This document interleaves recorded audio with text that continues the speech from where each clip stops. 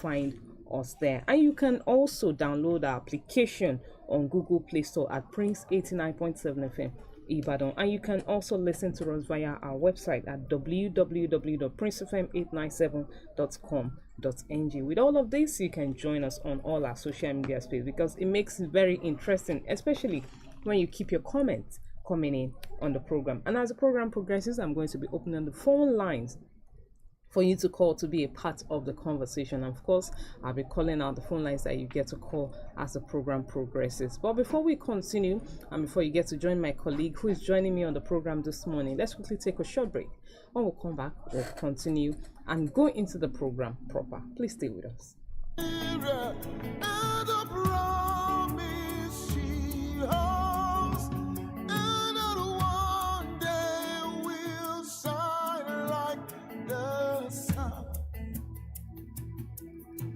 We're a great nation.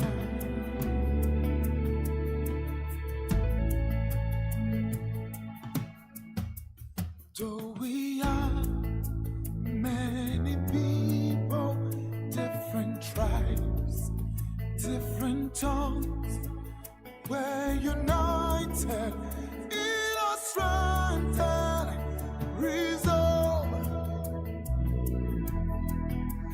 to uphold the honor of our land and for generations to come. And for generations. All right, thank you very much for staying with us on Prince 89.7 FM. Is that your program again on Radio National Discourse? All right, like I told you this morning that we're going to be looking at the protest by the NLC that was suspended. We're also going to be looking at some of the assurances that has come out of the presidency yesterday as regards Nigeria's economy. We're also going to be looking at the pronouncement made by the CBN as regards to the latest interest rate that was ruled out by the Monetary Policy Committee. All of this we're going to be looking at the program this morning. So joining me to be a part of the conversation is a very in-house reporter who is constantly on the field to get reactions, especially from the public as regards some of these issues that are happening in the nation. Joining me in the studio is Famakide Matthew. Good morning. Yeah, good morning, Princewill, and good morning, Nigerians. Thank you so much for joining me on the program this morning. It's actually a pleasure. Okay, let's quickly start off with the NLC calling of that's the protest now, suspending the protest. And we saw that last week, Monday, there was a protest in Ibadan here, and just on Tuesday, we saw the NLC come out en masse in so many states of the Federation, and by evening or by midnight, they suspended the proposed 2-day strike. Based on some of the interviews, some of the people you engaged yesterday, what would you really say is probably some of the things that the people said, and what was their reactions like? Why the NLC suspended, and did you see anything wrong with the suspension? All right, thank you, Princewill. And based on what the protest, let me say, ought to have been, when it actually started on Tuesday, we were there when the NLC actually took off from their state headquarters office there at Agodi Gate there. So, and during the process, the governor addressed them, and they marched in procession to a Mokola roundabout just to save the time.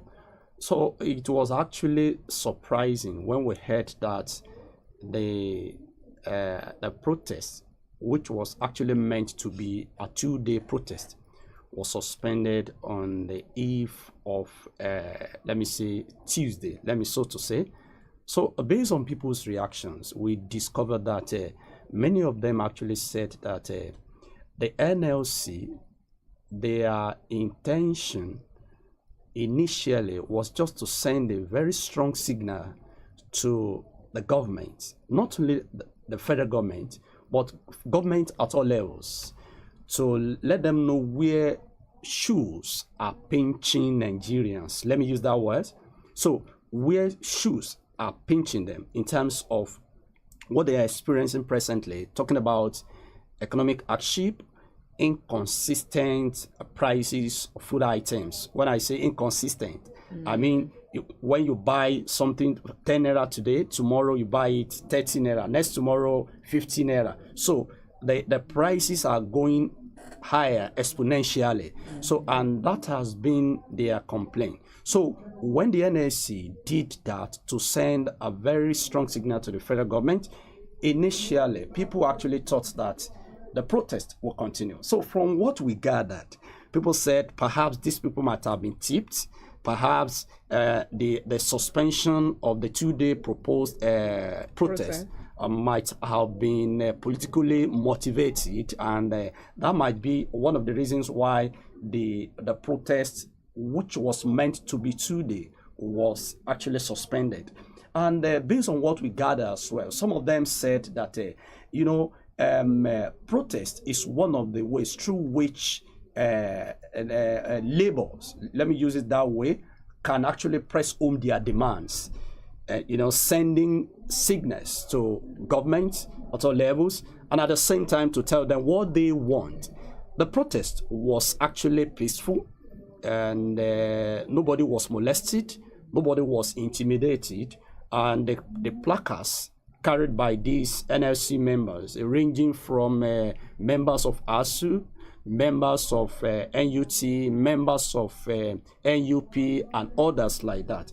They want government to do the needful in terms of addressing the present economic situation in Nigeria. Not only that, and based on what they are chanting, that, okay, since the prices of food items are not actually stable, what you buy for 20 naira today is not what you are going to buy for the same price tomorrow. So these Nigerians want these NSC members to actually continue to ensure that they do the needful by addressing this, what we are talking about in terms of, so their major focus, their major complaint is that government should find lasting solutions to the economic problems in the country. But looking at the protests that lasted for just a day, would you say that is strong enough to really press home the demands, or is strong enough to make the government realize that this is exactly what Nigerians are looking for? Do you think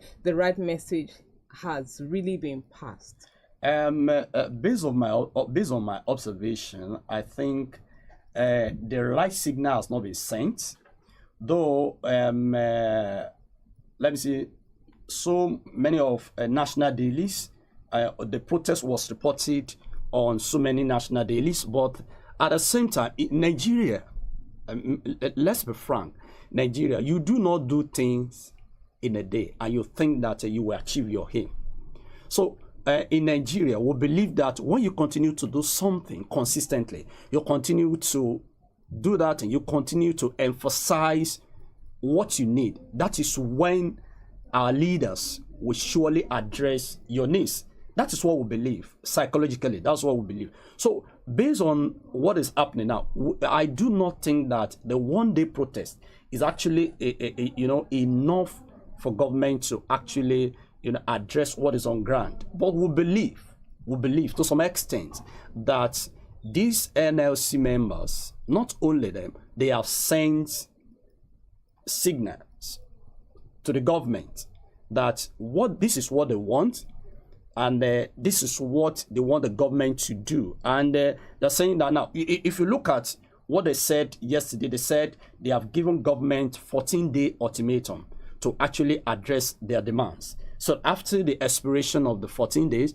it means that something new may actually come up. So we don't know what will be their resolution the next line of action. So we don't know what will be the next line of action.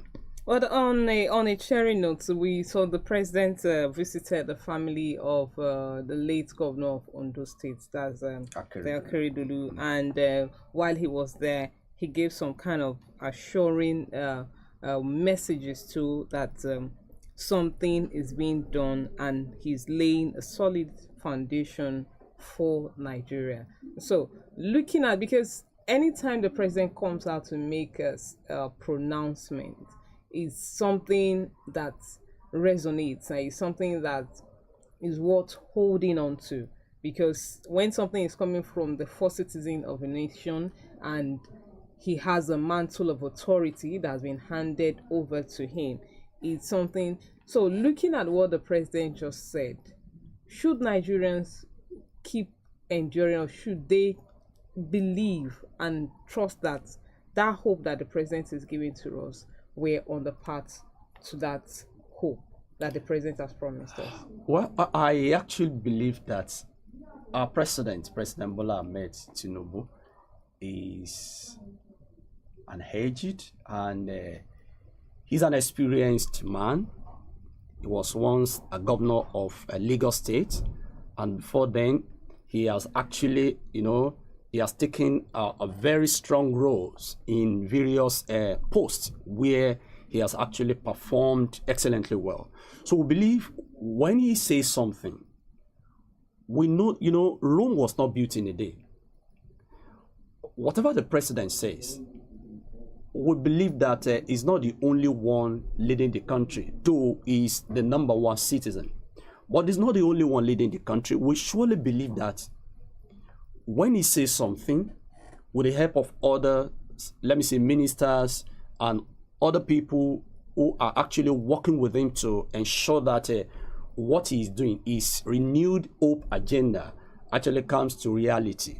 We believe that as time goes on, as he continues his administration, we believe that things should be able to work out well. When he made the statement yesterday, I'm very sure that he must have seen a couple of the protests. Yeah, so he must have seen it, and at the same time, our president is also a human being like us. He as a matter of fact, he knows what is happening in the country. So let's we shouldn't we should be fair at this juncture that the president, as time goes on, he will definitely work out modalities that will address what is actually happening in the country presently. And I must quite commend the president for one thing, because I realize that so far, since some of these challenges has been facing our nation, especially when he came